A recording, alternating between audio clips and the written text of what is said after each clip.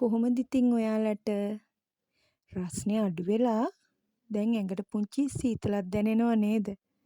මේ බලන්නකෝ පුදුම විදිහට අපිටත් වහින්න පටන් ගත්තා. සමහරක් වෙලාවට කරදරයක් කියලා හිතෙනවා. ඒ වුණාට පායනවා වගේම තමා වැස්සත් අපිට දෙනවා. වහිනවා වගේම තමා ආපහු පායලා ලස්සන කාලයක් අපිට එනවා. අපි චුට්ටක් ඉවසගෙන ඉමු. ඔය අතරේ මම ගියා රස මෑට හොද්දක් හදන්න. මගේ මහත්තයා වගේ මෑට කන තවත් පෙරේතයෝ ඉන්නවද? පුදුම තරම් ආසයි මෑට හොදි හදලා කන්න. එළවලු කඩේකට යන්න බෑ. ගියොත් කඩේ පිටිපස්සට ගිහිල්ලා තේරෙන මෑ ගොඩාක් අරගෙන එනවා. ඉතින් හරි ලස්සනයි නේද ඔය හොද්දේ පාට? මේ බලන්නකො ටික වෙලාවකට පස්සේ කළුම කළු වුණා. මොකද මෑට තැම්බිලා එද්දී හොද්ද කළු පාට වුණා.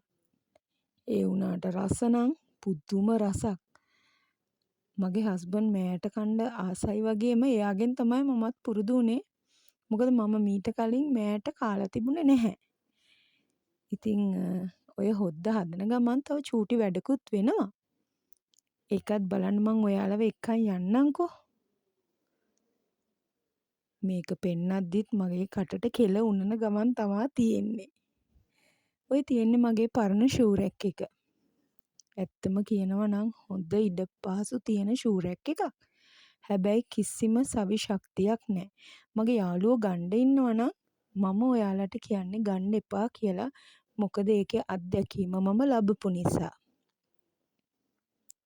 එහාට මෙහාට හෙලවි තමයි ඔය තියෙන්නේ. ඒක නිසා මම ගෙන්න ගත්ත ඔන්ලයින් තව ෂූ රැක් එකක්. යමුකෝ ඒක හයි කරනවා බලන්න.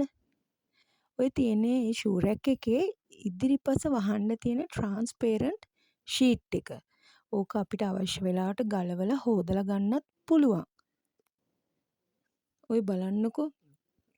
ඒක නම් හරිම සවි ශක්ති ෂූ රැක් එකක්. ඉතින් මගේ හස්බන්ඩ් දැන් ඕක හයි කරන්න පටන් ගත්තා. සමා වෙන්න ඕන මගේ වීඩියෝ එක අනිත් පැත්තට තමයි වෙලා තියෙන්නේ. ඉතින් එයා වැඩ කර ඉන්න ගමන් තමයි මම ඔය කියලා එක්කගෙන ආවේ. මොකද මම හරි ආසයි ඔන්ලයින් මොකක් හරි එකක් ගෙන්න ගත්තාම ඒක හයි කරලා ඒකේ ලස්සන බලනකම් මට ඉවසුමක් නැහැ. ඉතින් අනේ මම කියපු ගමන්ම බැන හරි ඇවිල්ලා මට මගේ වැඩේ ලස්සනට එයා කරලා දෙනවා. ඔය තියෙන්නේ ඒ ෂූ රැක් එක සම්පූර්ණම හයි කරලා ඉවර වුණාට පස්සේ. ඕකේ ඉදිරිපසෙන් වහන්න පුළුවන්. පිටුපස වහන්න ඒ වගේ අර මං ඔයාලට පෙන්නපුවා වගේ මේ ට්‍රාන්ස්පේරන්ට් ෂීට් එකක් නැහැ. හැබැයි අපේ හස්බන්ඩ් අතින් පුංචි වැරැද්දක් වුණානේ. මං ඉතින් ওই වෙලාවේ hina වෙවි තමා හිටියේ.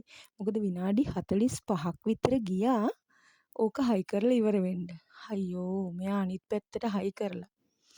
මං hina වෙද්දි ඉතින් මට බැන තමයි ඔය ගලවන්නේ ආපහු. මොකද මේ යා ගොඩක් මහන්සියෙන් හයි කෙරුවේ කෑලි ගොඩක් තිබුණා ඕක හයි කරන්න. ඉතින් චූටි කෑලිනේ.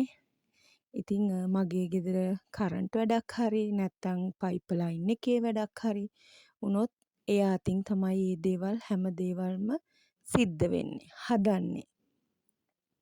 ඉතින් ඔන්න මගේ ෂූ රැක් එක හයි කරලා ඉවරලා මම මගේ ස්ලීපර්ස් ඔක්කොම මේ ෂූ රැක් එකේ තිබ්බා. ඇත්තටම හොඳ ශක්තිමත් ෂූ රැක් එකක්. ඉතින් ඔය බලන්නකෝ හොඳයිද කියලා. අපේ ඉස්සෙල්ලා ෂූ රැක් එක වගේ රැක්ස් 8ක් නැහැ. මේකේ රැක්ස් තියෙන්නේ 7යි. නමුත් ඇත්තටම හොඳ ෂූ රැක් එකක්. හෙල වෙන්නේවත් නැහැ. ඉතින් ඕක බලන ගමන් මම ගිහිල්ලා එන්නම්. ආපහු ඔයාලා බලන්න. මාව සබ්ස්ක්‍රයිබ් කරන්න, ෂෙයා කරන්න, කමෙන්ට් එකක් දාගන්න අමතක කරන්න එපා. ඔය බලන්නකො හොඳයිද කියලා. බුදු සරණයි.